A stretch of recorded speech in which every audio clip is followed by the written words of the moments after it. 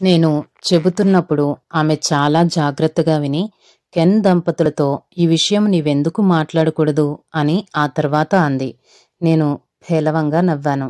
ఈ విషయాన్ని గురించి నేనింకా మాట్లాడాలంటావా? ఆ సాయంత్రం కెన్ దంపతులను నేను కలిసినప్పుడు నాకలానే అనిపించింది. ఈ విషయాన్ని గురించి నేనిక మీదట మాట్లాడకూడదని నేను నిర్ణయించుకున్నాను.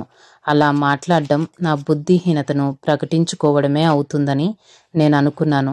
బహుశా ఆనాటి అనుభవం నా ఊహ కావచ్చేమో అని నేను అనుకున్నాను. అయినప్పటికీ సోఫా మీద కూర్చుని మేరీతో మాట్లాడేటప్పుడు నేనామెకు చెప్పకుండా ఉండలేకపోయాను. కానీ అదేమంత తీవ్రమైన విషయం కాదన్నట్లుగా ఆమెతో చెప్పడానికి నేను ప్రయత్నించాను. నిన్న రాత్రి ఒక వింతైన విషయం జరిగింది మేరీ అని చెప్పి భయంకరమైన అనుభవాన్ని నేను వివరించలేను అని అన్నాను. నేనలా ఆమెతో మాట్లాడుచున్న సమయంలో మా వెనుక ఉన్న కిటికీ వద్ద కెన్ విశ్రాంతిగా కూర్చుని ఒక పుస్తకం చదువుతున్నాడు. జరిగిన విషయాన్ని చెప్పడానికి నేను సంకోచిస్తున్నానని అతడు తెలుసుకుని జరిగింది జరిగినట్లుగా చెప్పమని అతడు నన్ను ప్రోత్సహించాడు. నేను ముగించి గట్టిగా నవ్వడానికి ప్రయత్నించాను. ఆ రాత్రి నేను కాస్త ఎక్కువగా తిన్నట్టుంది నేనన్నాను. దేవుడు నీ జీవితంలో అనుమతించిన అనుభవాన్ని అంత చులకనగా తీసుకోకు అతడు మెల్లగా అన్నాడు. మానవాతీతమైన సంగతులు కూడా కొన్నిసార్లు జరుగుతుంటాయి. అతడు మాకెదురుగా ఒక కుర్చీలో కూర్చున్నాడు. అతని ముఖం గంభీరంగా ఉంది. ఒక వ్యక్తిని పరీక్షించేందుకు దేవుడు దురాత్మను ఎలా అనుమతిస్తాడో కెన్ నాకు వివరించాడు. పాత నిబంధనలో యోబుపై దాడి చేసేందుకు, క్రొత్త నిబంధనలో క్రీస్తును శోధించేందుకు సాతానును దేవుడెలా అనుమతించాడో అతడు ఉదహరించాడు. ఈ రెండు పరీక్షలేనని, ఈ రెండు పరీక్షలు సాతాను బాధించాలనుకున్న వారికి విశ్వాసాన్ని, విజయాన్ని చేకూర్చాయని అతడు చెప్పాడు. నేను బాప్తిస్మం తీసుకోవడానికి 2 రోజుల ముందు సాతాను నాపై చేసిన తీవ్రమైన దాడిని నేను ఆ సమయంలో జ్ఞాపకం చేసుకోకుండా ఉండలేకపోయాను. అలా మెల్లమెల్లగా ఎన్నో పాఠాల్ని దేవుడు నాకు నేర్పిస్తున్నాడు. కెన్ మాటలు నాకెంతో ఆదరణనిచ్చాయి. అనేక సార్లు నేను ఒంటరిగా వదిలిపెట్టబడ్డాను. కానీ నేను ఒంటరిగా లేను. ఎందుకంటే ప్రభువు నాతో ఉంటూ వచ్చాడు. నా కుటుంబంతోనూ గ్రామంతోనూ నాకు మునుపు ఉన్న సంబంధాలు తుంచివేయబడ్డాయి. కానీ ఒక నూతనమైనదియో అతి పెద్దదియోనైన పరలోక కుటుంబంలోనికి నేను చేర్చబడ్డాను. నాకు ప్రాణ సమానమైన గ్రామం నుండి వేర్లతో సహా నేను పెకలించబడ్డాను. కానీ నూతన పరలోక పట్టణంలో లోతుగా వేరుపారు. ఆయా సమయ సందర్భాల్లో నా జీవితంలో ఆయన అనుమతించే పరీక్షల ద్వారా ఆయనపై పూర్తిగా ఆధారపడడాన్ని నేను నేర్చుకున్నాను. తండ్రి అని ఆయనను పిలిచేందుకు నేను సాహసించాను. పుస్తకంలో 11వ అంశము మారిన పరిస్థితులు. కొన్ని వారాల తర్వాత ఒక ఆదివారం నా ఆత్మీయ పోషకుల నుండి నేను వేరు చేయబడే ప్రక్రియ ప్రారంభమైంది. ఆ సాయంత్రపు కూడికలో మిషెల్ మరియు కెన్ దంపతులు చాలా విషాదంగా కనిపించారు. ఏమయింది? కెన్ ఇంట్లోని డ్రాయింగ్ రూంలోనికి నడుస్తూ నేనడిగాను. కెన్ వెనక్కు వాలి పైకప్పు వైపు చూస్తున్నాడు. నేను మేరీ 1 సంవత్సరం రోజులు సెలవుపై వెళుతున్నాం ఉన్నట్టుండి అతడన్నాడు. వారు నన్ను విడిచి వెళుతున్నారన్న తలంపు నాలో భయాందోళనల్ని కలిగించింది. కెన్ దంపతులు లేకుండా నేనెలా ఉండగలను? మిషెల్ దంపతులు ఉన్నారనుకో, కానీ నేను ఈ 2 కుటుంబాలపైన సమానంగా ఆధారపడి ఉన్నాను. మిషెల్ దంపతులు నన్ను సంఘ సహవాసానికి పరిచయం చేశారు. కెన్ దంపతులు నాతో సన్నిహితంగా ఉంటూ ఎన్నో విషయాల్లో ఆదరించారు. ఈ 2 కుటుంబాలకు నేను దూరం కావడానికి ఇది ప్రారంభమా? మేరీ నా బాధను గుర్తించినట్లుంది. నాకు దగ్గరగా వచ్చి కూర్చుని నా చేతిని తన చేతిలోకి తీసుకుంది. ఆమె కళ్ళు పూర్తిగా కన్నీళ్లతో నిండి ఉన్నాయి. ప్రీతమా, ఆమె అంది, మనం ప్రేమించేవారు మనకు దూరమవడం సర్వసాధారణమైన విషయమని నీవు గ్రహించాలి. మనతో ఎల్లప్పుడూ ఉండేవాడు ప్రభువైన యేసు మాత్రమే. బిల్కిస్, ఇంకో విషయమేమంటే ఇది బాధాకరమైనదైనప్పటికీ మన ఈ ఎడబాటుకు ఏదో ఉద్దేశం ఉంటుంది. దీని విషయమై సంతోషించు. వారు వెళ్లే తేదీ దగ్గరవుతోంది. ఇంకా కొన్ని రోజులు మాత్రమే మేము కలిసి ఉంటాం. పైకి ధైర్యంగానూ సంతోషంగానూ మేము కనిపించినా లోపల ఎంతో బాధగా ఉంది. నేను, మిషెల్ దంపతులు, మరికొందరు స్థానిక క్రైస్తవులు కెన్ దంపతులకు వీడ్కోలు ఇవ్వడానికి వారి ఇంటికి వెళ్ళాం. అదొక ఆనంద సమయంగా గడపాలని మేమెంతో ప్రయత్నించాం. కానీ మా హృదయాలు భారంగా ఉన్నాయి. వారు వెళ్ళిపోతున్న సందర్భంగా కాక మేము వారిని పంపే సందర్భంగా దాన్ని చేయాలని మేము చాలా ప్రయత్నించాం. చివరిగా కెన్ దంపతులు తమ కారులో కూర్చుని వెళ్ళిపోతుంటే వారితో మేము గడిపిన మధుర క్షణాల్ని తలుచుకుంటూ రహదారిపై వెళుతున్న వారి కారు కనుమరుగయ్యేంత వరకు అలానే నిలుచుని చూస్తుండిపోయాం. వారితో నేను గడిపిన ఆనందకర సమయం మళ్ళీ వస్తుందా? నాలో నేను ప్రశ్నించుకున్నాను. నేను నా ఇంటికి తిరిగొచ్చాక తీవ్రమైన ఒంటరితనం నన్ను బాధించింది. ఏంటిది, ఇలా బాధపడుతున్నాను? మిషెల్ దంపతులు ఇంకనూ నాతో ఉన్నారు కదా అని నన్ను నేను ఓదార్చుకోసాగాను. కెన్ దంపతుల నుండి నేను వేరు చేయబడిన కొన్ని నెలల తర్వాత ఒక ఉదయం డాక్టర్ డానియల్ బక్ష్ అనే వ్యక్తి నాకు ఫోన్ చేయడం ద్వారా నా జీవితం నేను ఊహించని ఓ క్రొత్త మలుపు తిరిగింది. అమెరికాలోని కాలిఫోర్నియా నగరం ప్రధాన కేంద్రంగా కలిగి పనిచేస్తున్న వరల్డ్ విజన్ అనే సంస్థకు ప్రాతినిధ్యం వహిస్తోన్న తాను తనతో పాటు స్టాన్లీ మూనీహామ్ అనే వ్యక్తి నన్ను దర్శించడానికి ఇష్టపడుతున్నట్లు అతడు చెప్పాడు. అతన్ని గురించి గాని అతని సంస్థను గురించి గాని ఇదివరలో నేనెప్పుడూ వినలేదు. కానీ నన్ను చూడాలని వచ్చే ప్రతి ఒక్కరికి నా తలుపులు తెరిచే ఉంటాయి. కొన్ని దినాల తర్వాత వారిద్దరూ వచ్చారు. మేము భోజనాలు ముగించిన తర్వాత డాక్టర్ మూనీహామ్ మాట్లాడడం ప్రారంభించాడు. క్రైస్తవ విశ్వాసిగా మారిన ఒక ముస్లిం వనితను చూడాలన్న ఆసక్తితో అతడు వచ్చినట్లుగా కనిపించలేదు. నా మార్పును అతడు అభినందించాడు. నా తోటమాలి మార్పును కూడా అతడు సమానంగా అభినందించాడు. మేము టీ త్రాగుతున్న సమయంలో అతడు అసలు విషయానికి వచ్చాడు.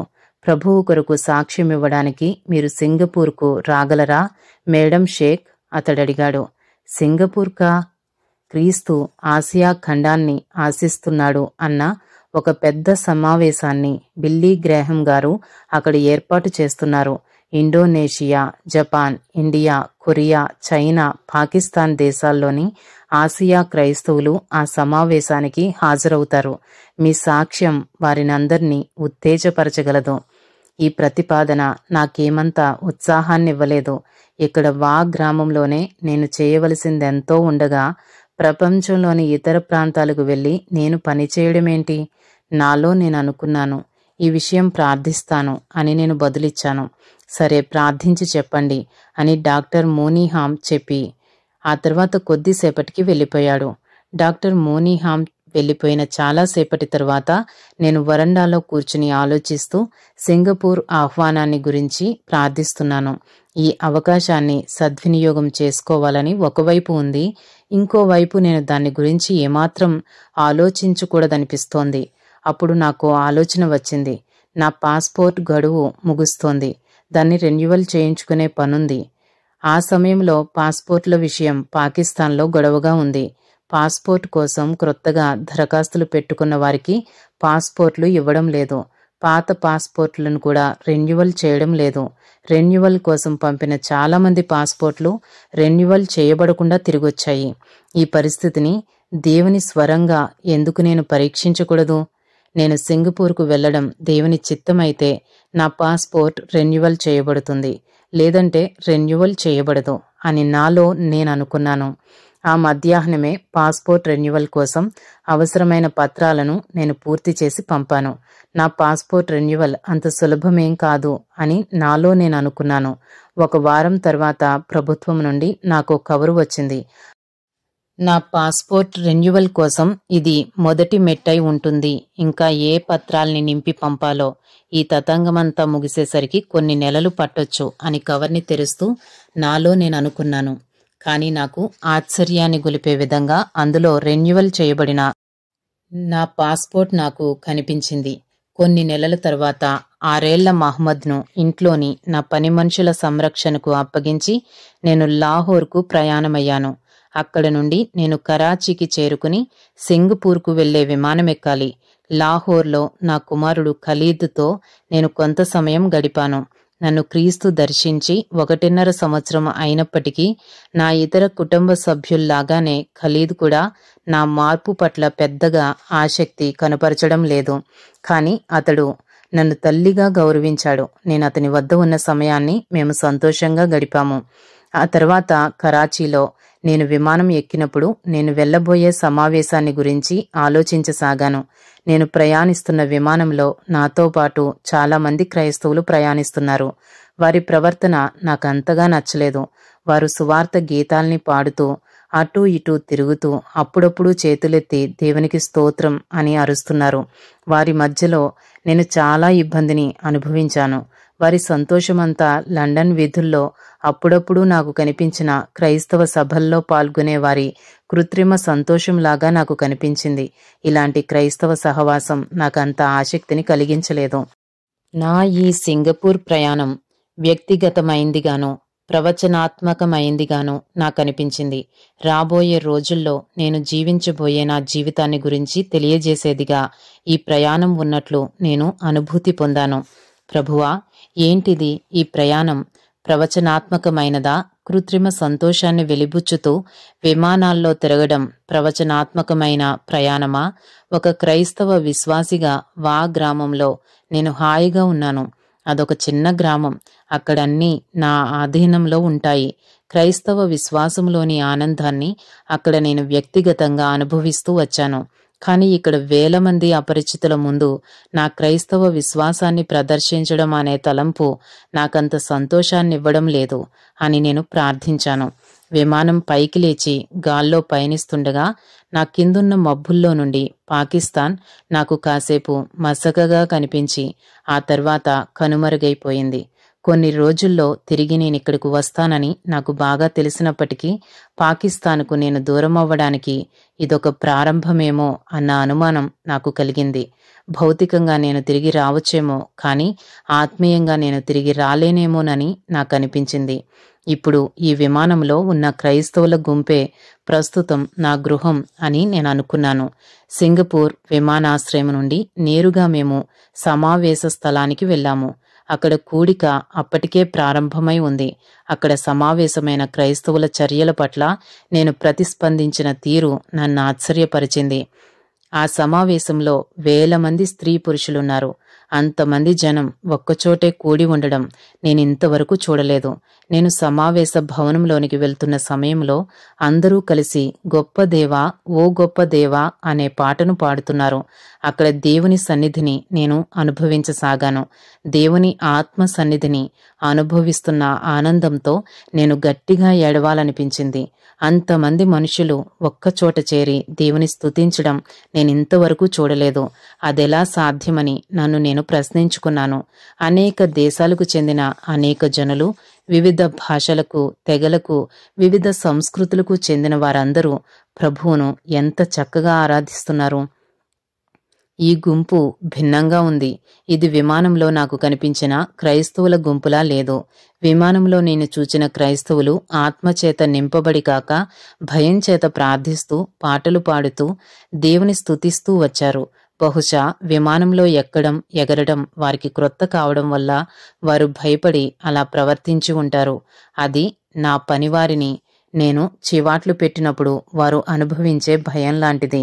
వారి భాష కూడా వేరైనందువల్ల వాళ్ళ పరిస్థితి అప్పుడు నాకర్థం కాలేదు. ఆ సమయంలో తమ భయాన్ని కప్పిపుచ్చుకోవడానికి వారు అలా ప్రవర్తించారని నాకిప్పుడు అర్థమైంది. అయితే ఇక్కడి సమావేశ కేంద్రంలోని పరిస్థితి వేరుగా ఉంది. పరిచయాలయ్యాక ఆరాధన ఆరంభమయ్యింది. నేను అనుభవించిన ప్రవచనం యొక్క భావం ఇలాంటి గుంపులతో సహవాసం కలిగి ఉండటమే అయితే దాన్ని నేను అభినందించి ఆహ్వానిస్తాను. కానీ ఒక్క విషయం మాత్రం నన్నింకా బాధిస్తూనే ఉంది. ఇన్ని వేల మంది ముందు నేను నిలబడి మాట్లాడడం ఎలా? వా గ్రామంలో నాకు పరిచయమున్న వారితో నా అనుభవాన్ని వ్యక్తిగతంగా చెప్పడం వేరు. అయితే ఇక్కడ వేరువేరు ఖండాల నుండి వచ్చిన ఇంతమంది క్రొత్తవారి ముందు నేను ఎలా మాట్లాడాలి? నేను త్వరగా హోటల్ గదికెళ్ళి కాసేపు విశ్రాంతి తీసుకుని నా భయాన్ని పోగొట్టుకోవాలని ప్రయత్నించసాగాను. నా గది కిటికీలో నుండి రద్దీగా ఉండే సింగపూర్ నగరం వైపు చూశాను. లండన్, ప్యారిస్ నగరాలకు సింగపూర్ ఎంత భిన్నంగా ఉంది. ఇక్కడ ప్రజలు వీధుల్లో ఒకరినొకరు తోసుకుంటూ నడుస్తున్నారు. వివిధ రకాల వస్తువుల్ని అమ్మేవారు కేకలేస్తూ అమ్ముతున్నారు. వీధుల్లోని జనసమూహం సమావేశ భవనంలోని వేల మంది మనుషుల్ని నాకు గుర్తుచేసి తిరిగి నన్ను భయంలోనికి నెట్టేసింది. నేను భయంతో వణికిపోతూ కిటికీకున్న తెరను మూసి అక్కడ నుండి లేచి గదిలో ఇంకో వైపున కూర్చుని నాలోని భయాన్ని పోగొట్టుకోవడానికి ప్రయత్నించసాగాను. ప్రభువా, నేను గట్టిగా కేక వేశాను. నీ ఓదార్చే ఆత్మ ఎక్కడా? నా చిన్నతనంలో నా తండ్రితో కలిసి గ్రామంలోని సంత వీధిలో నేను నడిచి వెళుతున్నప్పుడు నాకు ఎదురైన అనుభవం నాకు ఆ సమయంలో గుర్తొచ్చింది. తన చెయ్యి పట్టుకుని నడవమని నాన్న నన్ను హెచ్చరించాడు. కానీ నేను ఆయన చెయ్యి పట్టుకోకుండా నడవసాగాను. ఉన్నట్టుండి నాన్న నా ప్రక్కన లేకపోవడాన్ని గమనించిన నేను భయంతో గట్టిగా ఏడుస్తూ, నాన్నా, ఇక ఎన్నడూ నీకు దూరంగా నడవను, వెంటనే నా వద్దకు రా అని కేకవేశాను. నేనలా అంటుండగానే జనసమూహాన్ని త్రోసుకుంటూ వడివడిగా నా వైపు నడిచి వస్తోన్న నాన్న నాకు కనిపించాడు. నేను పరిగెత్తుకుంటూ వెళ్ళి నాన్నను కౌగిలించుకున్నాను. ఆ తర్వాత నాన్న చేతిని గట్టిగా పట్టుకుని ఆయన ప్రక్కనే నడవసాగాను. ఇప్పుడు నేను చేయాల్సింది కూడా అదే అని నేను అనుకున్నాను. నేను నా పరలోక తండ్రి చేతిని వదిలి దూరంగా వెళ్ళినట్లుగా నాకనిపించింది. భయాందోళనలను నాలోకి అనుమతించడం ద్వారా ఆయన ఆదరణకరమైన సన్నిధికి నేను దూరమయ్యాను. నా చింత యావత్తు ఆయనపై వేసి ఆయనను మనస్ఫూర్తిగా నమ్మడమే నేనెప్పుడూ నేర్చుకుంటాను. నేను నా కుర్చీలో కూర్చుని ఇలా పశ్చాత్తాపపడుతుండగా నా హృదయం తిరిగి మునుపటి సమాధానంతో నిండిపోయింది. తండ్రి, నీకు కృతజ్ఞతలు. గొప్ప ఉపశమనంతో ఏడుస్తూ నేను అన్నాను, నీ నుండి దూరంగా వెళ్ళినందుకు నన్ను క్షమించు తండ్రి. నీవిప్పుడు ఈ గదిలో నాతో కూడా ఉన్నావు. నీవా సమావేశ భవనంలో కూడా నాతో ఉంటావు. నాకు భయం లేదు. కొన్ని నిమిషాల తర్వాత హోటల్ లాబీలో కూర్చుని ఉన్న నన్ను ఎవరో పిలవడంతో తలెత్తి చూశాను. ఎదురుగా డాక్టర్ మూనీహామ్ నవ్వుతూ కనిపించాడు. మిమ్మల్ని ఇక్కడ చూడడం చాలా సంతోషం మేడం షేక్. నన్ను చూడడానికి నిజంగా ఆయన సంతోషపడుతూ అన్నట్లుగా నాకు అనిపించింది. సమావేశంలో మాట్లాడడానికి మీరింకా భయపడుతున్నారా?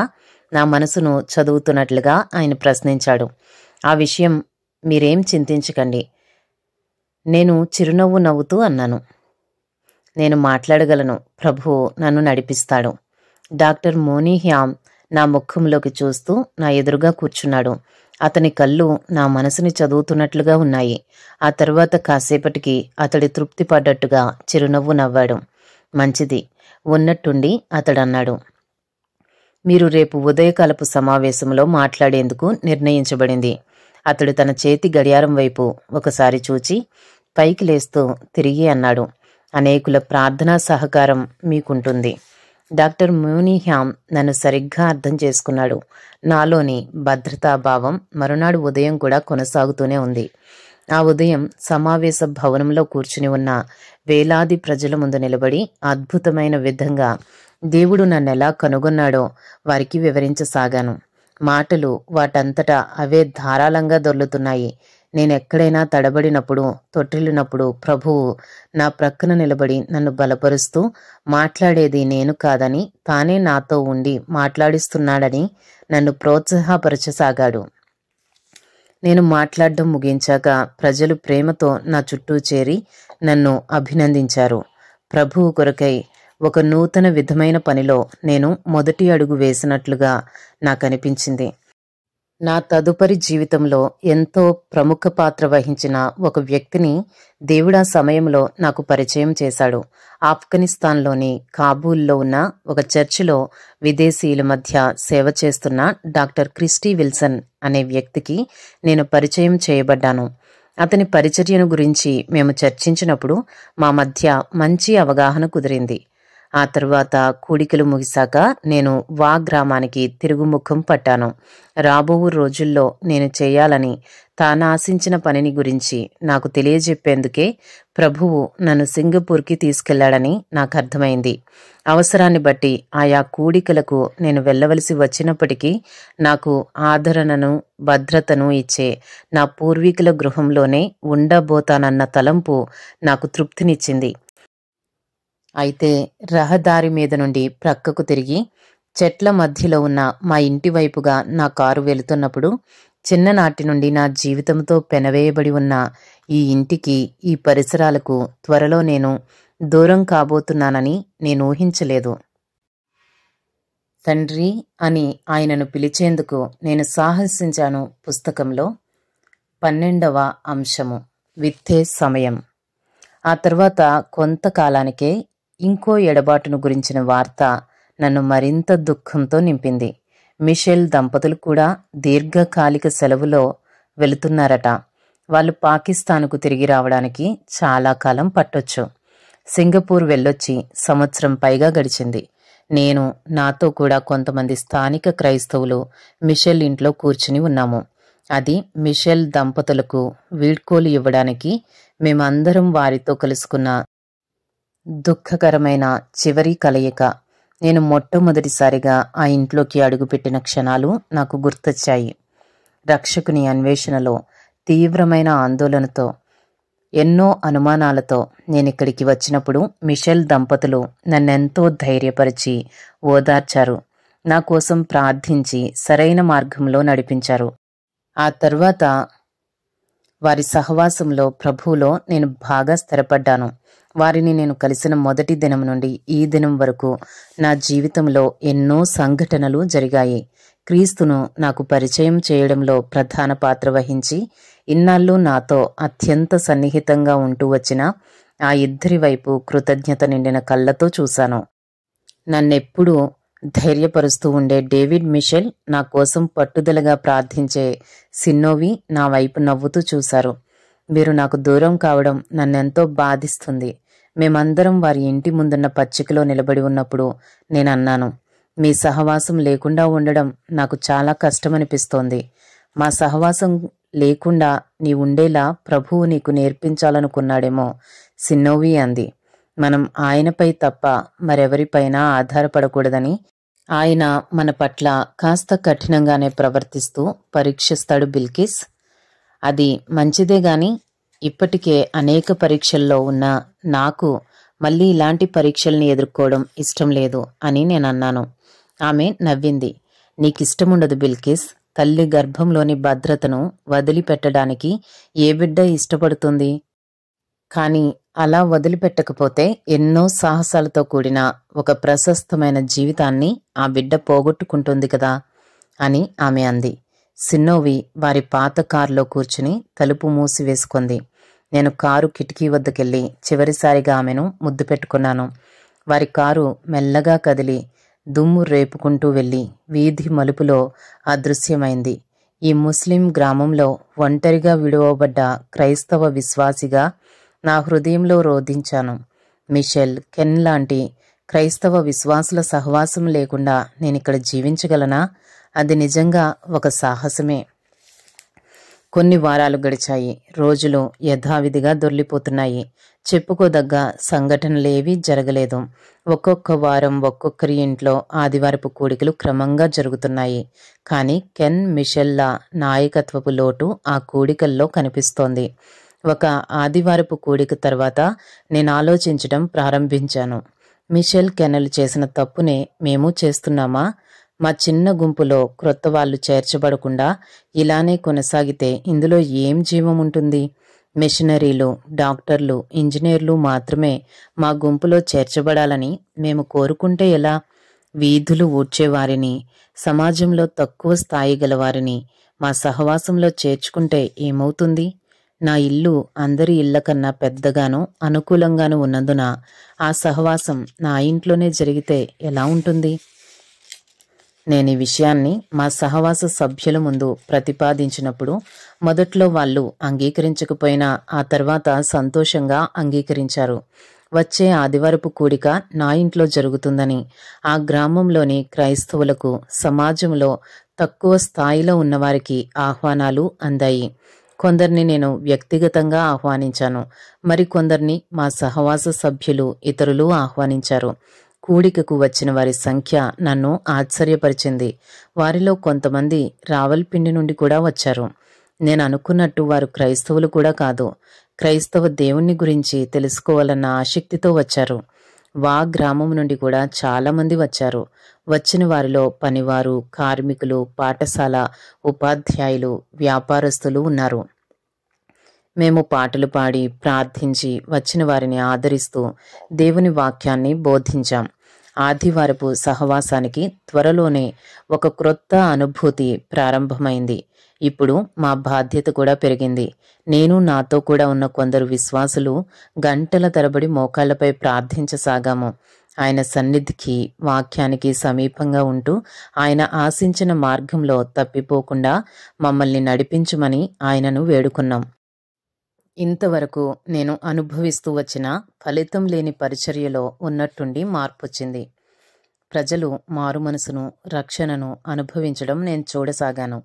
మొట్టమొదట ఒక యవన విధవరాలు తన బాధను, ఒంటరితనాన్ని గురించి ఏడ్చి తన జీవితంలోకి ప్రభువును ఆహ్వానించింది. నిరాశ, నిస్పృహల్లో ఉన్న ఆమె వ్యక్తిత్వం ఇప్పుడు పూర్తిగా మార్పు చెందింది. ఆమె ఇప్పుడు విశ్వాస, నిరీక్షణలతో నిండిన దేవుని బిడ్డగా మారిపోయింది. తర్వాత కొద్ది కాలానికే మాకు దగ్గరలో ఉన్న ఒక గ్యారేజీలో పనిచేసే మెకానిక్ ప్రభువుకు తన హృదయం ఇచ్చాడు. ఆ తర్వాత ఒక గుమస్తా, రోడ్లు ఊడ్చే పనివాడు ప్రభువు బిడ్డలుగా మారారు. ఇవన్నీ మా ఇంట్లోనే జరిగాయి. అదొక గొప్ప ఆధిక్యతగా నేను భావించాను. కానీ ఈ విషయాలన్నీ తెలిస్తే నా కుటుంబ సభ్యులు, బంధువులు ఏమంటారో, మా వంశ గౌరవాన్ని మంట కలుపుతున్నావని అంటారేమో. ఒకరోజు నేను పై అంతస్తులో నడుస్తూ ఉండగా క్రిందపడి నా కాలి ఎముక విరిగింది. నా కుటుంబ సభ్యుల్లో గాని, బంధువుల్లో గాని ఎవ్వరూ నన్ను చూడడానికి రాలేదు. అయితే కొందరు ఫోన్ చేశారు. కనీసం ఫోన్ అయినా చేశారు అని నేను అనుకున్నాను. నా క్రైస్తవ జీవితం పైన నా కుటుంబ సభ్యుల్లో వ్యతిరేకత తగ్గినప్పటికీ ఆ వ్యతిరేకత నాలోనే అప్పుడప్పుడు వస్తోంది. ఆ వ్యతిరేకత నాలోని పాత బిల్కిస్ నుండి వస్తోంది. నా ఆస్తి, అంతస్తు, డబ్బు, తోట, వీటన్నిటి ద్వారా ఆ పాత బిల్కిస్ తన అహాన్ని బయట పెడుతోంది. నా ఇంటి ముందున్న పచ్చిక ప్రక్క నుండి పనివాళ్ల ఇళ్లకు ఒక రోడ్డు వెళుతుంది. ఆ రోడ్డు ప్రక్కన చెర్రీ పండ్ల లాంటి ఎర్రని పండ్లు కాచే బెర్ అనబడే చెట్టుంది. నేనిప్పుడు మార్పు నొంది మునుపటిలా కోపంగా లేనని బహుశా వాళ్ళు విన్నారేమో గాని, గ్రామంలోని పిల్లలు నేరుగా ఆ తోటలోనికి వచ్చి ఆ బెర్ చెట్లెక్కి పండ్లు కోసుకోవడం ప్రారంభించారు. వాళ్ళు చొరబడి తోటలోనికి రావడమే తప్పు. వాళ్ళు నా తోటలోని పండ్లు కోయడం మరో తప్పు. ఇక వారి కేకలు, అరుపులు నాకు పరమ చిరాకును కలిగించాయి. అవి నా ప్రశస్తమైన విశ్రాంతి సమయానికి అంతరాయం కలిగించడంతో నేను నా తోటమాలిని పిలిచి వారిని వెళ్ళగొట్టమన్నాను. ఆ రోజే నేను ఆ తోటమాలికి చెప్పి ఆ చెట్టును నరికివేయించాను. అలా చేయడం వల్ల పిల్లల బాధ ఇక ఉండదని నేను అనుకున్నాను. ఆ చెట్టు పడిపోయాక నేనెంత తప్పు చేశానో నాకు అర్థమైంది. ఆ చెట్టులోని ప్రాణం పోయి అది ఎలా నిర్జీవంగా పడిపోయిందో అలానే నాలోని దేవుని సంతోషం, సమాధానం ఒక్కసారిగా నాలో నుండి వెళ్ళిపోవడంతో నేను నిర్జీవంగా అయిపోయాను. ఆ చెట్టు మునుపున్న స్థానాన్ని నా కిటికీల నుండి చూస్తూ నేను అలానే చాలాసేపు నిలుచుండిపోయాను. పిల్లలు అరిచే సంతోషకరమైన అరుపుల్ని నేను వినేట్లుగా ఆ చెట్టు తిరిగి దాని స్థానంలో ఉంటే ఎంత బాగుండును అని నేను ఆశించాను. పాత బిల్కిస్ షేక్ ఎలా ఉంటుందో నాకు అర్థమైంది. నా ప్రాచీన స్వభావం నన్నింకా వదిలిపెట్టలేదు అని నాలో నేను రోధించాను. ప్రభువా, నాలో నుండి ఈ ప్రాచీన స్వభావాన్ని తీసివేయి. నూతన స్వభావాన్ని నాకు దయచేసి నీ సారూప్యంలోకి పూర్తిగా నన్ను మార్చు ప్రభు అని నేను ప్రార్థించాను. మరుసటి రోజు గ్రామంలోని పిల్లలందరినీ నేను నా తోటలోనికి ఆహ్వానించాను. నా తోటలో అనేక రకాల పండ్ల చెట్లున్నాయి. అవన్నీ ఇప్పుడు వేసవి పండ్లతో నిండుగా ఉన్నాయి. వారు నా తోటలోనికి వెళ్ళి వారికి కావలసిన పండ్లు కోసుకొని ఆనందంగా తినొచ్చు. నేను చెప్పడమే ఆలస్యం. వారందరూ సంతోషంతో కేకలేసుకుంటూ నా తోటలో ప్రవేశించారు. వాళ్ళు కావాలని చేయకపోయినా ఆ ఆనందంలో వాళ్ళు నా పూల చెట్లన్నీ తొక్కేశారు. చెట్ల కొమ్మలన్నీ విరగ్గొట్టేశారు. ప్రభువా, నీ ఉద్దేశమేంటో నాకు అర్థమైంది. ఒక మధ్యాహ్నం పిల్లలంతా వెళ్ళిపోయాక తోటలో జరిగిన నష్టాన్ని అంచనా వేస్తూ నేనన్నాను, ఈ తోటను నేనెక్కువగా ప్రేమిస్తున్నానని, నీకు నాకు మధ్యలో ఈ తోట అడ్డుగా నిలబడుతోందని ఈ తోటను నా నుండి తొలగించావు. ప్రభూ, ఈ తోట నాది కాదు, నీదే.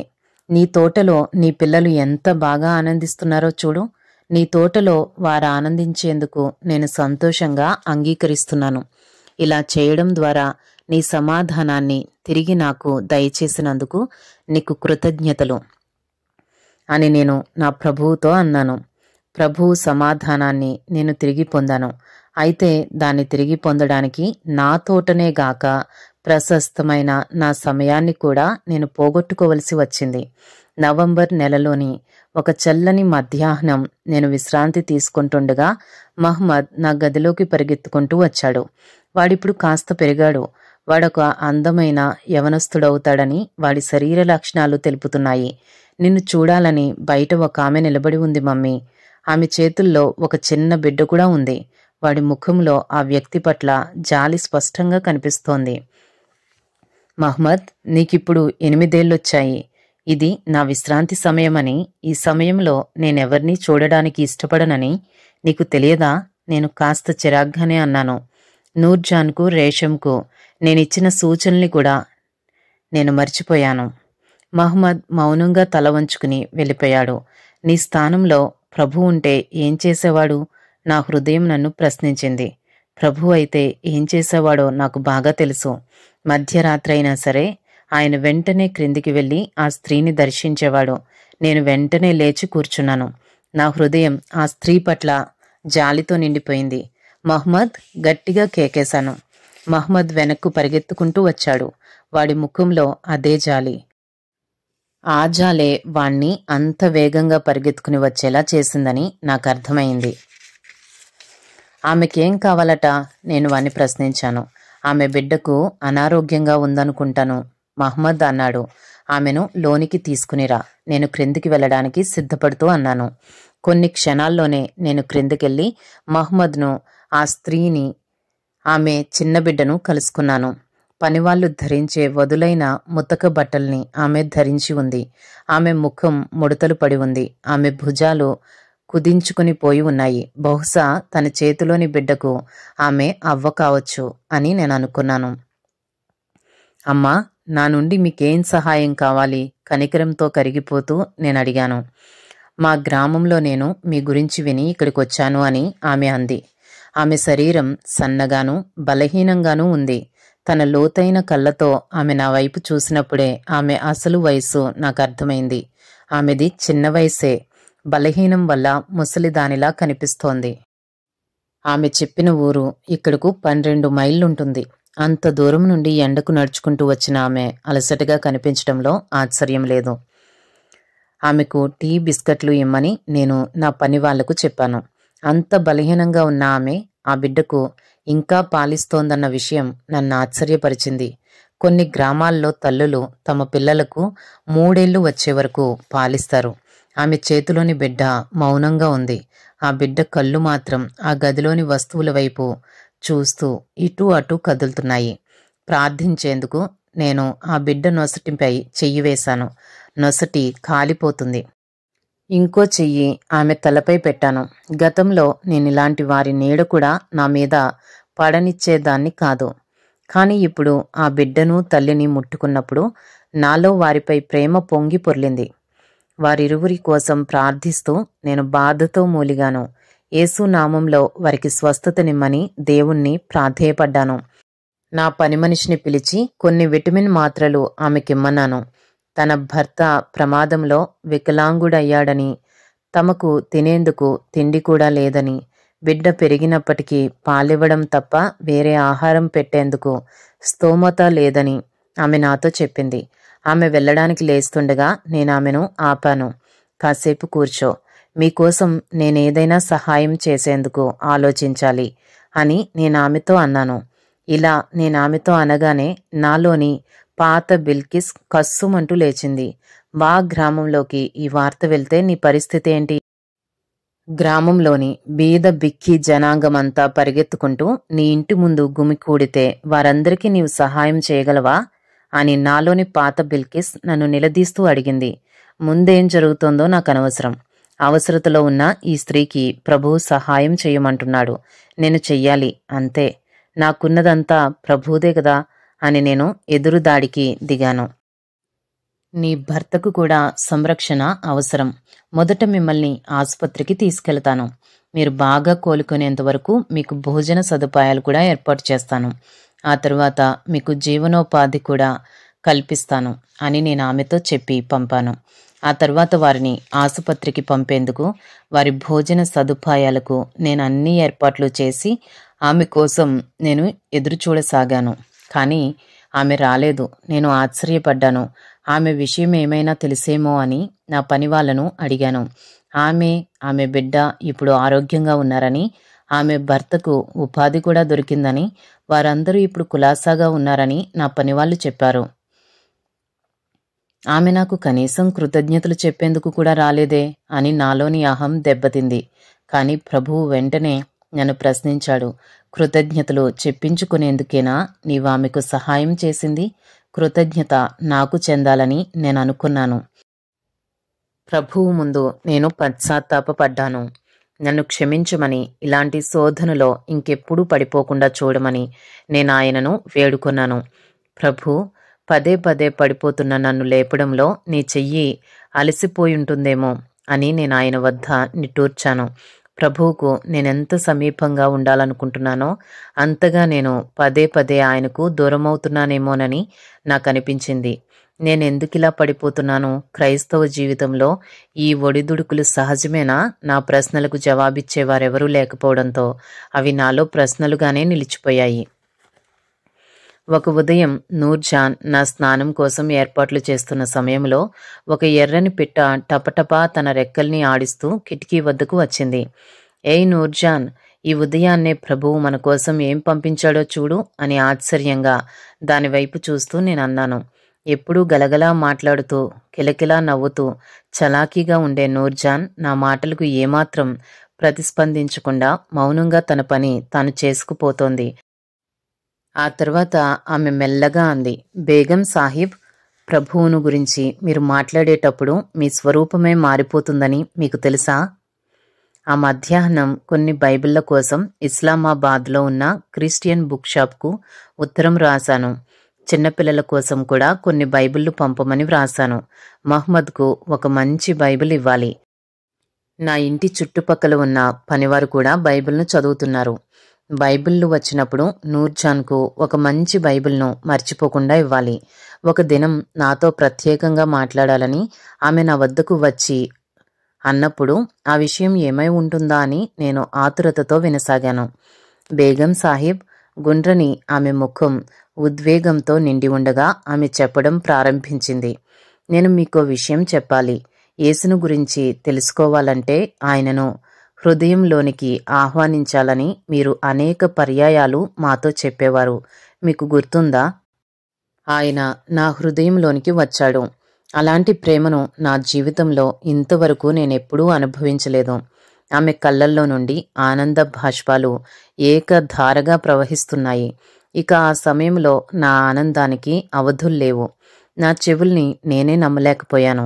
ఆ అమ్మాయి చుట్టూ నా చేతులేసి గట్టిగా ఆమెను కౌగిలించుకొని ఆనందంతో నాట్యం చేయసాగాను. ఎంత మంచి వార్త చెప్పావు నూర్జాన్. ఇప్పుడు మనం ముగ్గురం క్రైస్తవులం ఉన్నాం. నీవు, రేషం, నేను. మనం ఇప్పుడు కలిసి ఆనందించి పండుగ జరుపుకోవాలి. ఆ శుభ సందర్భంగా రేషం, నూర్జాన్, నేను కలిసి టీ త్రాగాం. పనివాళ్లతో కలిసి ఇంతకు మునుపు ఎన్నోసార్లు నేను టీ త్రాగాను. కానీ ఇదో ప్రత్యేకమైనది. క్రైస్తవులమైన మేము ముగ్గురం పాత స్నేహితుల్లా కలిసి సంతోషంగా కేక్ తింటూ టీ త్రాగుతూ ఉంటే నా మనసు ఉత్సాహంతో ఉరకలు వేసింది. అరే, ఏం చేస్తున్నాను నేను? నా పనివారితో కలిసి తింటూ టీ త్రాగుతూ ఆనందిస్తున్నాను. అసలు నా హోదా ఏంటి? వారి హోదా ఏంటి? ఇలాంటి విషయాలు నా కుటుంబ సభ్యులకు తెలిస్తే నన్ను రాచి రంపాన పెట్టరు. గతంలో నేనెలా ఉండేదాన్నో ఆలోచిస్తూ కాసేపు గతంలోకి వెళ్ళాను. గతంలో నేను నా పని మనుషుల పట్ల చాలా కఠినంగా ఉండేదాన్ని. చిన్న చిన్న విషయాలకు కూడా పెద్దగా కోపగించుకుని అరిచేదాన్ని. నన్ను చూచి వాళ్ళు భయంతో వణికేవాళ్ళు. కుర్చీలపై దుమ్ము కనిపించినా, పనివాళ్ళు గట్టిగా మాట్లాడుతూ గాని, కబుర్లు చెప్పుకుంటూ గాని కనిపించినా, భోజనం నా బల్ల వద్దకు తేవడం ఆలస్యమైనా ఇక వారి పని అంతే.